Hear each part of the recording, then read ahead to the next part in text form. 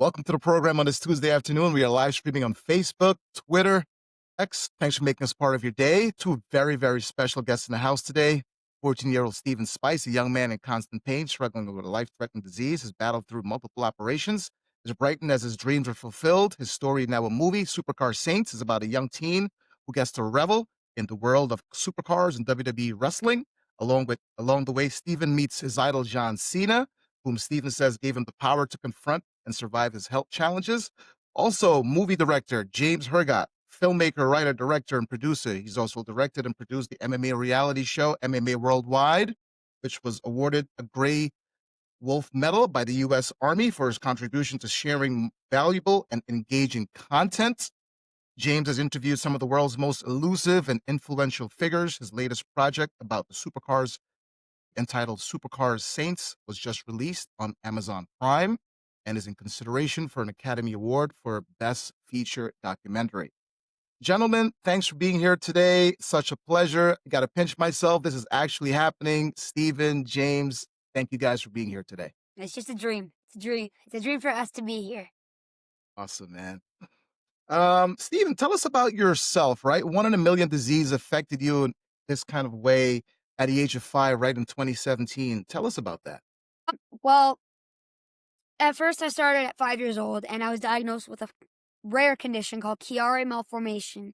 It's basically a malformation of the skull, which instead of my brain growing out like word, it grew into my spine, which caused me to have a syrinx, and I have chronic regional pain syndrome. And because my brain was in my spine, when the doctors found it, they said I'm a 1 in a million because I should have been one of three things: had a massive stroke, paralyzed, or the worst one, dead. So, obviously, as a 5-year-old, that scared me like to death. And we were trying, and this all started without my brain. It started with my shoulder because I had pains that were just super painful. And I went to the 15 doctors, and they all said, "There's nothing wrong with you. You're crazy." Like, not to me, to my mom. There's nothing wrong. And basically, we went to Sick Kids Hospital, and they did a MRI and stuff, and they're like to my mom, "There's nothing wrong with your shoulder, but this shoulder." And my mom was like, "Oh, great." And then they're like, "It's his brain." And then the next week, I was rushed into emergency brain surgery. Your mom, did she know something was wrong, by the way? She knew something was wrong, Oh right? yeah, as soon as because I used to be waking up in the middle of the night, scratching my shoulder raw from how painful it was. And it's like, something's wrong with him. If he's doing this, waking up from his sleep and doing that, something's wrong. And she took me to like 15 doctors till she found an answer. How are you feeling today, by the way? How are you feeling? How are you shaping up? Uh, well, I'm feeling good, but I'm never really gonna be fully fine because my condition's incurable. The brain surgery is just kind of like stopped the intensity of it and Right. stopped it from killing me. Yeah. And I can't feel my full arm. This arm I can't feel because my nerves died after my first brain surgery. And then I also live with Chiari malformation, chronic regional pain syndrome. It's a pain where like a prick could feel 10 times worse for me than it does for someone else. Right. It's just unbelievable. But here you are, man. Like you're 14 years old now, 2025, and thankfully you're here, man. We appreciate you being here, and that your fight and your struggles is just amazing to see. Um, Thoughts on the movie Supercar Saints, right? Did you cry while watching the movie? You saw the movie, right? Did you cry? How many times did you cry? I think I cried like 2 or 3 times. It's a very emotional ride from the beginning to end. The beginning's a little more intense, and then it gets emotional right in around the middle, and it's like a very emotional roller coaster. You're going up and down, and you don't know what to think, and you begin to love characters in the movie, and it was fun filming, and it was fun watching. I loved watching it. Your idol, John Cena, what has he meant to you? He saved your life. Tell us about that. Oh my god, he means the world to me. Like, John Cena is my idol because when I had my first brain surgery, I didn't expect anything to come from it. Just a brain surgery, that's it. Because I'm only 5 years old. But then the doctor comes in like a week or two after your recovery, because obviously brain surgery is gonna be like, I'm not gonna be listening to nothing. I'm gonna be sleeping most of the time, whatever. And then the doctor comes in and he's like, "I've come in with bad news." And he told me I'm basically not allowed to be a kid. Roller coasters, trampolines, bouncy castles, etc. Which a 5-year-old gets crushed by that. Like, I was Yeah. crushed. I didn't want to get out of bed. I wanted to give up on life. I wanted to just be a miserable depressed person. And then I was watching YouTube and I saw John Cena, and he said, "Never give up," and then that inspired me to keep going, and I kept going, and I started watching wrestling, and I fell in a deep inside me love for it, and now I thank that because now I have a family from the wrestling family, a family from the supercar family. I have so many families of people that can be on my side and with me when I Right. need them. Sure. John Cena, big fan. You're a big fan as well. December 13th, Saturday night's main event versus Gunther. Are you going to be in the house, ringside? Tell us about that. Who wins? Where do you see this match ending up? See, I wish I was in the house, but I'm gonna be watching it online because it's not in Toronto, it's in Washington. But I'm gonna be watching it for sure. And I personally think that see, I want John Cena to win, but knowing the person that John Cena is and the good person he is, I personally think he's gonna give it up to Gunther so he can push Gunther up. Even though that's not who I want it to be his final opponent, I'm gonna have to just see Throw it out there. if it was my final opponent, Edge or Okay. Adam Copeland, as people know him Yep. right now. It was Adam Copeland. I think John Cena might win and Edge would throw up his hand. But that's who I want, and I'm hoping, fingers crossed, on Friday Night SmackDown that Gunther gets attacked. Not in real life, obviously. Yeah, that's a Will little work. weird. I hope he gets attacked, and then it's Edge. He does an open challenge, and he goes, "You want some? Come get some." And then you hear, "You think you know me?" Oh, that'd be so. Oh, my dream. Awesome. Were you happy, sad when Cena turned heel? That was a long time coming, right? For once in my life, I was speechless. I Yeah. was speechless. Not one peep out of my mouth. The whole night, James was like, "Oh, but it's he's gonna turn face again. It's okay." And I was like, "Cause that was the night I met him. I met him on that night, earlier that day. My gosh. I was crushed. I wouldn't speak for like 3 days. Amazing. It was, Man. it So was he it. was this good he was this good guy in real life, and then he all of a sudden hours later he flipped. You're like, what's going on here? So No idea. like I'm in the stadium and everybody's standing, so I have to stand on my chair to watch, and I'm watching as The Rock comes out and The Rock's saying, "Oh, take my final deal to sell your soul," blah blah blah. And I'm like recording with my phone because it's a once in a lifetime. And I see John Cena do his little and I'm Yeah. like, "No, don't do it. Don't do it." I was like this. I was like for 5 minutes, I was like that. Shocked. Yeah. Unbelievable. Hey, what's your favorite holiday and why, by the way? What's your favorite holiday? My favorite holiday is Christmas. Okay. I had my Christmas tree up in the middle of November. Right. Awesome. Already November. As soon as Halloween passes, Christmas tree goes up. Christmas is my favorite holiday because it's a magical spirit. Yeah. It's and it's amazing, and I love the how happy everybody gets on Christmas Day and on Christmas Eve. It's like just a magical night, magical day. Sure. Hey, give me a quick promo. I know you're good at these things, right? Give me a quick promo about selling this movie, Supercar Saints. You should watch Supercar Saints because if you don't, look into the eyes and tell me you're not gonna. Because if you don't, I will find you. I will. I will make some popcorn and I'll watch it with you. I'll make you watch it. Understand? Watch it because you got to see this face. See ya. There you go. He's James Hergott, filmmaker, writer, director, and producer. Thoughts on meeting Stephen James for the first time? What was that like? Probably similar to you meeting him here today. Lots of energy, very charismatic, um, mature for his age. You're Yeah, making me blush. It was somebody I definitely wanted to run with in terms of adding him to the project because he just kind of stood out. I mean, there was like 20 kids that came as part of this charity thing, and Steven's just kind of like a fire. Like you just immediately are attracted to him, and right. he was very good on camera. There's a lot of people where they might have something interesting to say or whatever, but then you put a camera in front of their face and they're like, and Yeah, he just, because of his YouTube experience and promo experience and everything else, he is actually more natural than most adults, just in terms of he just says what's in his mind. So it was an easy choice to add him to the project. sure.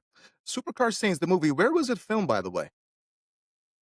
Mostly in the Toronto area, kind of centered around this Flat Six Club, which is this a high-end car club where you have to have a minimum of 50 million net worth. And it's all these guys that have these $1 million and $1,000 cars, Lamborghinis, Ferraris, Yeah. McLarens, things like that, Porsches. And, there was some filming that we did in California where Steven meets Daniel Cormier, and Awesome. which is kind of a surprise thing, but I guess, people will kind of picture that from the trailer anyway. But other than that, it was mostly filmed around Toronto. Steven, what was that like meeting Daniel Cormier? How big was tough guy is he? Were you scared, a little intimidated a little bit? No, he was like, see, in the ring, he's a animal, a beast.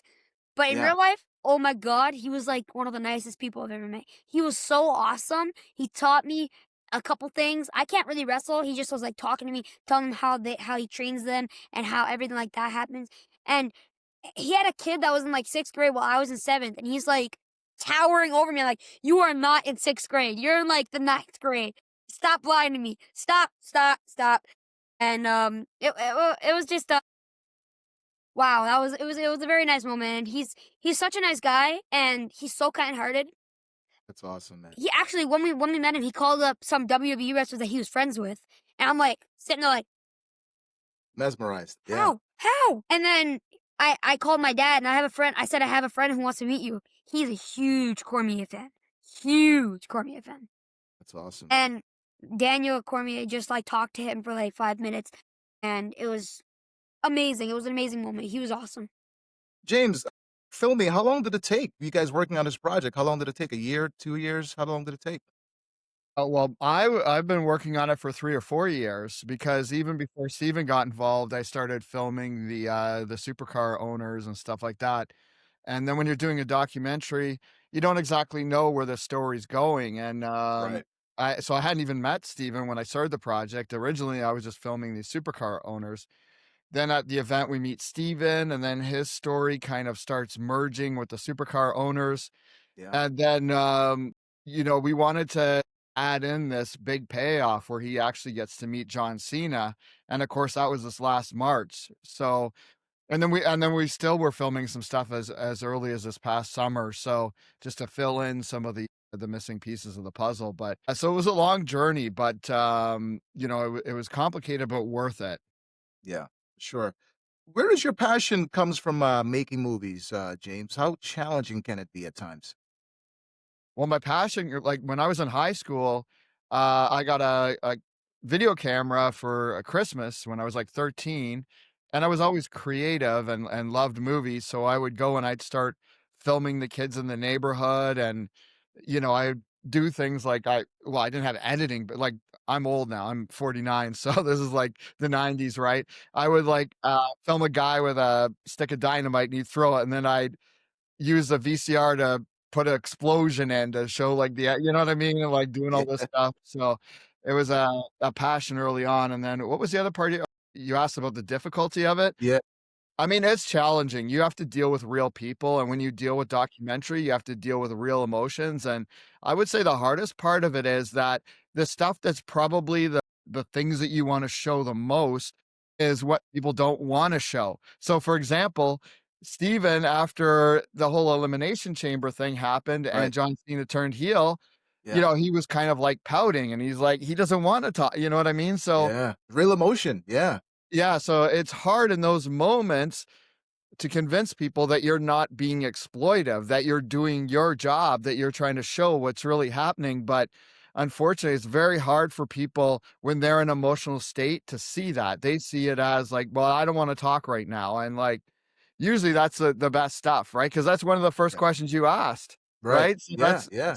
so, and I've done projects with fighters where the fighter loses, and you wanna get that raw emotion of how they feel, and that's, like, the last time they wanna they just lost the Anybody. fight in front of the world, they don't wanna talk. So, it's a challenging thing, but it's very rewarding because those same moments is what the audience connects with. So, for example, in the past, I had a fighter where he lost, and I forced that we followed him to the hospital, and he essentially retired in the hospital.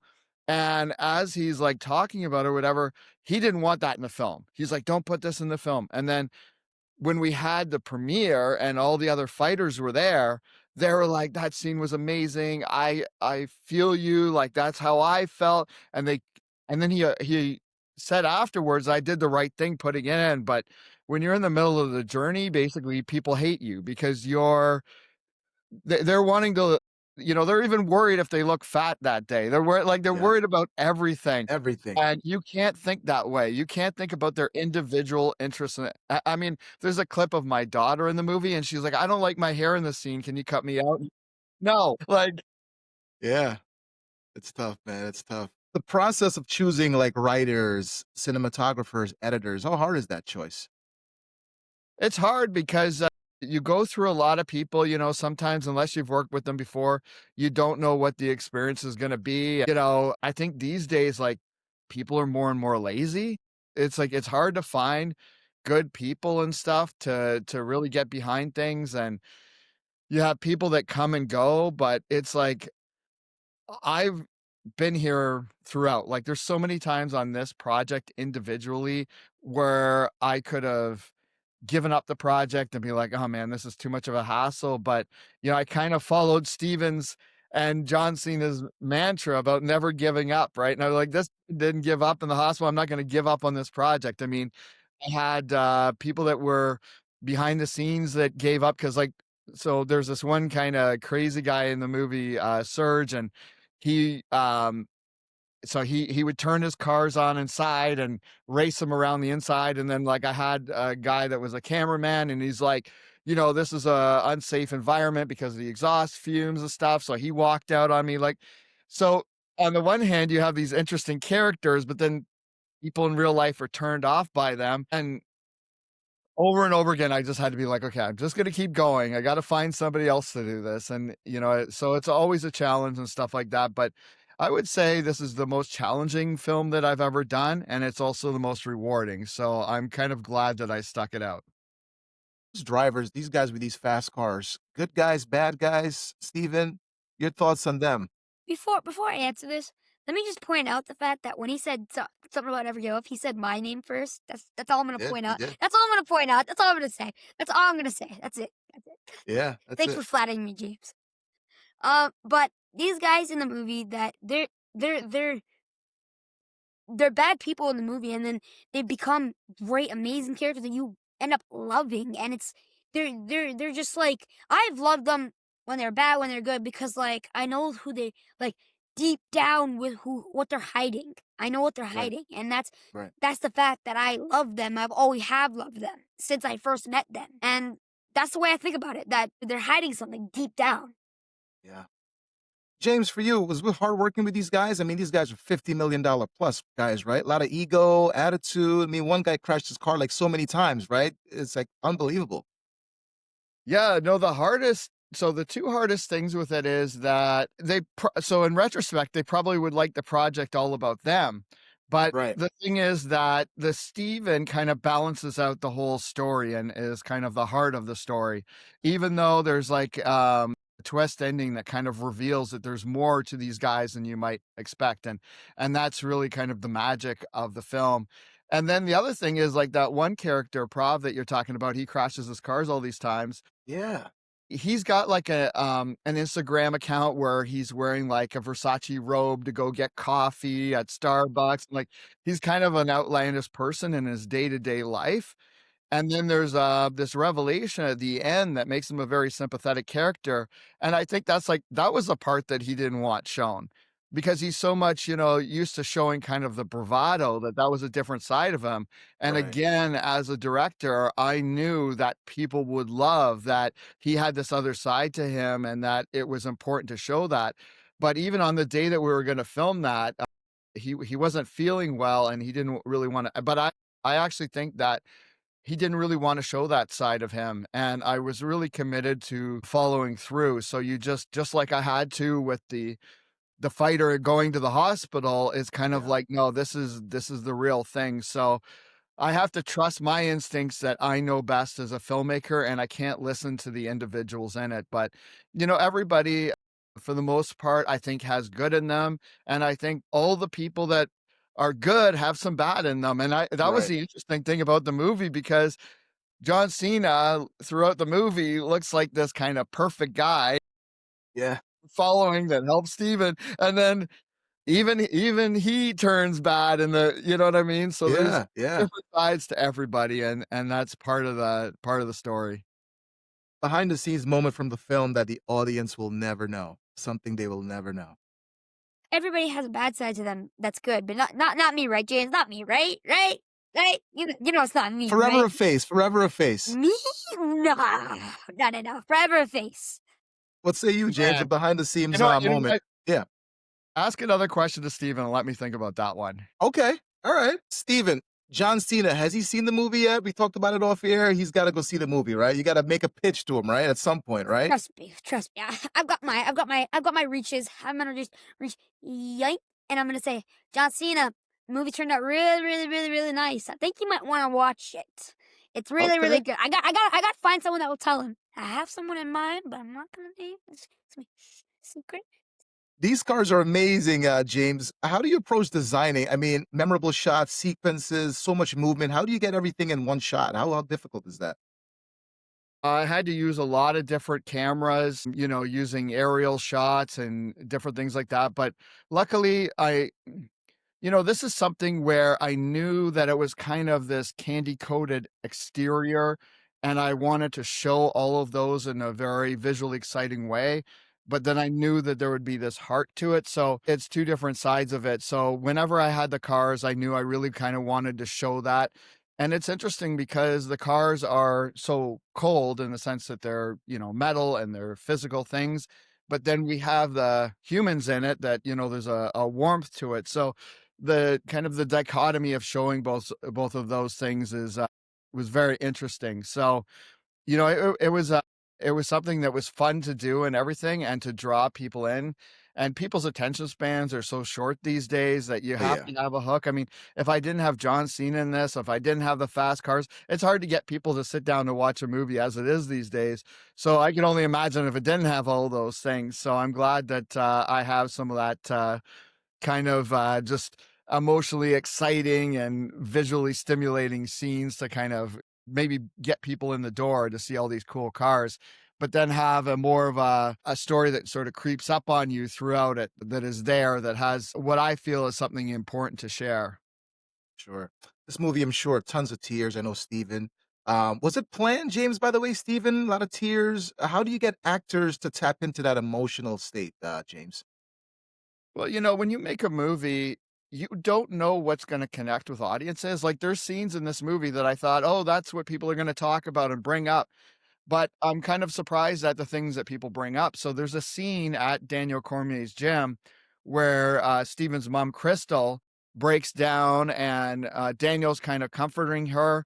And almost everybody that sees the movie, that's one of the things that they bring up. So that resonates with the audience. I mean, obviously you can't plan for that. That was something where she was crying because she didn't know with Steven if he would ever see that day, if he would ever see a day, because Daniel brings him out, puts him in like the wrestling uniform and has him take a picture with the entire and welcomes him to the entire into his gym and gets him to do some stuff with his guys and everything. And because Steven's such a fan of wrestling, now this is obviously more like your amateur wrestling, even the fact that he got to experience that, it kind of connected with her. But then it's interesting to see how that resonates with people because then people will say, I think that all the stress and everything of Steven and the anxiety of what's going to happen with him and everything, that it all came out in that moment. So people sort of like have their own interpretation of what's going on. And that's one of the magic things about creating art is that you have what you're trying to show to the audience, but people will have something that speaks to them. And, there's a lot of moms actually that really like this movie. I thought it would be all men because of the testosterone of fighters and wrestling and Cars. Yeah. cars. But Yeah. a lot of women really like the story. And that's like a scene where they're like, yeah, I can relate to that mother in that scene. That's awesome. Steven, what say you? How hard was it to tap into that emotional state for you? Acting versus not acting. Was it hard? See, the crying aspect, I could cry on command, but I'm not gonna do that right now because because my nose is a little stuffy because I have nose issues. But anyway, and plus if my dogs see me crying, they're gonna come try to comfort. But anyway, it was a little harder to tap into acting and then go back into real, and it was a little harder, but most of it was real emotion. It's raw. It's like raw footage. What you're Yeah. seeing is what happened. Right. It's not Yeah, really for sure. we didn't really go off of a script. It was raw emotion. Yeah. Can't And script that. it was like a little easier because it was more so raw, but the acting parts that we did do, it's harder because it's my first project, but I think it turned out really nice. And yeah, I think I liked the way it turned out. James, what will viewers take away from this movie? Well, I'm gonna answer your question, Yeah. the one from way back. So Oh, 2 yeah. Behind the scenes. that audiences wouldn't have seen. One is probably the thousands of emails that I had to send out to even get the John Cena thing to happen. I mean, it was like a year-long process to make that happen, Yeah. starting with trying to get him to be the narrator of the movie and dealing with agents and things like that. Yeah. And then ultimately dealing with the WWE. Paul Heyman helped out with it, and then connecting directly with the WWE, and then Make-A-Wish. And there's, so much, I guess, paperwork and, different people that you have to deal with to make something like that happen. And then, yeah, That's awesome, man. 4 years plus all of that, jumping through hoops, right? But it was all worth it. Thinking behind the scenes, we were on the racetrack day, and that was my favorite day of filming by far. And the guy that owns the racetrack had a fast car, a fast car. He's like, "You guys Right. want to go take rounds?" I think it was a Porsche 911. You guys want to take rounds? And we hopped in, and I'm a daredevil, so I did like 8 rides all in total at nonstop because my family all wanted to go in, but there was an extra seat. So you know me, I had to just squeeze it, and we were like, even with the seatbelt fully on, tight as tight, your butt was not on that seat. When he turned, your butt was not on that seat. You're That's like, it. Yeah, yeah, and you're all over the place. so Yeah. after the 8th time I was on that nonstop, I went straight to a garbage can. No vomit, thankfully. Okay. But yeah, and it's like, and then I'm like sitting over the garbage can, I'm like, and James is like, "Oh, is someone getting this? Is someone getting this?" I'm like, That's yeah. a filmmaker in him, He's got to get the shot, get So everything. The viewers, what are they going to take away from the movie, you think? I hope that they take away that no matter how much money you have, that you're still human, and that everybody dies, and that there's health issues that affect everybody, and that universally connects all of us. And that even though Steven and his family kind of are struggling financially because, the medical thing takes a big cost, and, his parents have had to take time off work and all of these things. And then you have some of these extravagant kind of supercar owners that can spend all this money on cars. They're still connected by the fragility of life and what can happen. And you could be, Bill Gates, you could be the richest guy in the world. And, if you get cancer, you get, whatever affliction, you could die, just as quick as anybody. What was the guy from Apple, Steve Jobs? Steve Jobs, yeah. He Yeah. had billions of dollars and he's no longer with us, right? So it's that human experience kind of connects all of us. What's next for you, James? Any projects you coming up? An actor you would like to work with? hopefully something with Fill in the me. blanks. Hopefully something with Oh, me. of I course, think of he wants course. me back because I'm like his favorite. Like I'm his favorite. Right, James? Right? Am I the only one thinking this? I would love to work with Steven again. Right now, so starting today, the Academy Awards are voting on the Yeah, movie and the other movies to select the official nominees. right. So I have a unique window of time to really promote the movie. So I have my eye on the ball, and of course, it's not just that, but I mean, even like you said, John Cena this weekend is retiring. So there's a Yeah, lot of things going on. So I need to, as an artist, it's easy to jump from thing to thing. And right. I think I've learned from experience that when you have something going on, to stick with what you're doing and follow through with the promotion and doing things like this and interviews and getting the word out. And then I can move on to the next thing. But right now, even though the movie's done, the the work on this movie is not done because now the next battle is getting people to see it, getting people to appreciate it, and hopefully that opens more doors. Sure. Steven, you have like a winning speech prepared. How about James? And a winning speech prepared? How is this going to be like? Oh, well, my Well, I would like to thank my mom. winning speech is going to be Yeah. tied in with your other question because I'm going to say The Rock, you should have worked with me to get an MMA project, right? So if he doesn't get an Academy Award, I get Academy Award for this. I'll be like, call me. I'm gonna be like, oh, I'd like to thank my mom, my dad, everybody has followed me, Yeah. and Michael C. Hall called me. I wanna do something, Michael C. Hall, because I'm a huge Dexter fan, huge Dexter fan. So I'm gonna be like, Michael C. Hall, call me, yeah, There you yeah. go. We kind James, what's your favorite holiday, by the way, James? Christmas as well? I guess Christmas, I mean, I love Halloween too. My daughter's 11 and it's just because he we're doesn't want to both spend money on the creative. gifts. So we all know it. There you go. But Everyone loves both of those are a Christmas. magical time of year. But my daughter and I went around for Halloween this year, and she dressed as Rhea Ripley actually, and I dressed as Terrifier, and that's kind of a fun thing where we can both be creative and have fun. So That's Halloween, and awesome. this year it was fun, but there wasn't really anybody out because of the Blue Jays game and the World Series and everything, because it was set on Halloween, so there wasn't no treaters, there was not really any people to knock on doors and anything. It was like, it was kind of dead. It was a dead city this year, in Toronto at least. But yeah, and I went as Dexter Morgan. There you go. My whole Dexter family Morgan. actually went as the Dexter cast. That's interesting. James, I know you work out, big buff, right? You work out.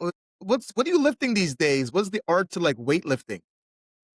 well, when you're 49, the art is trying not to hurt yourself. So I've been working out since I was 16, and then Yeah, in my 30s, I did some bodybuilding competitions and stuff. yeah, I yeah. mean, I have, I guess like I do different things. Like in my dumbbells, I press like 90 pounds or whatever. Like, so I could press pretty good weights, but right now at this stage of my life, I don't, it's easier for me to get injured. So I try to do more reps and try to be smart about it. So I'm not doing any crazy squats or anything like that at this point in my life, but I enjoy trying to be safe and pushing things as much as it can so I can maintain myself. There you go. You guys are both Canadian. Steven, favorite Canadian dish for the holidays or in general? Then I'll go to James. Oh, that's hard. That's really hard. Well, I'm Canadian, and I love when someone, because there's some poutines that I don't really like. That's because it depends on how you make the cheese curd. To be Okay, honest, for me, all about the I cheese. tried Okay, poutine for the first time on my graduating year, grade 8 last year, and I liked it. I just thought the cheese curds were okay. Like, I need a certain specific cheese curd, and when that's good, I actually eat that. I like that. all right. There you go. What say you, James? What's your favorite Canadian dish? Well, I don't know that we're known for our dishes, but there's a restaurant up here called Harvey's that's Canadian. That's a really good hamburger. So I recommend that if you come to If Canada. I find that was on the menu, I love their buffalo stuff. Oh my god, that's just chef's kiss. Hey, James, any plugs for today's show about the movie and how they can follow you? And I'll go to Steven. Yeah, you got to go check out the movie on Amazon Prime. If for some reason you don't have that, we're also on Apple TV and supercarsaints.com. And there's Instagram that is at Supercar Saints. Come check it out. Come follow us. If you like the movie, give a positive review on IMDb. It really helps with the Oscar efforts and it helps all around with us just getting the word out. Sure. Plugs, Steven, you want to plug anything in there? How people can follow you? And Well, you obviously want to follow me because you know you love me, right? I can hear you through the screen. Don't worry, of you love course, of me. course. But you can follow me at Steven Dressing Journey on YouTube, Instagram, and on TikTok. I'm Crystal Spice because I kept getting banned because people kept reporting me because of my age. But now I'm okay because I'm 14. But so you can follow me on those accounts on TikTok, Instagram, YouTube, and go watch the movie because you know you love the smile, you know you love this face, you know you love my voice. Of course. I'd love to have you guys back on, man, whatever you guys do. Hey, this was a lot of fun, guys. Steven and James, a lot of fun. Go check out the movie Supercar Saints. Wish you guys a ton of success on whatever you guys do going forward. Happy holidays, Merry Christmas, Happy New Year, all that fun stuff. You too. He's James, Steven. I'm Kenford. Thanks for listening to the show And- today. Mic'd up. Last thing, I always say this every time I end any podcast. Don't give up ever and be yourself because no one else can be you. James, any words of encouragement for today? By the way, great questions. Yeah, appreciate it, man. Just mirroring what Steven says, persevere. If you're working on something and the going gets tough, it's worth it to push through and see it through as hard as it is. Go see the movie Supercar Saints out now. Go Amazon watch it. Prime. Go For me, watch it, now. please. Go. For Steven, What for are you waiting James, for everybody, for John Cena. What are you Everybody, waiting for? Go. see the movie. What are you waiting for? Go see it. We are out, guys. Thanks for listening. Awesome.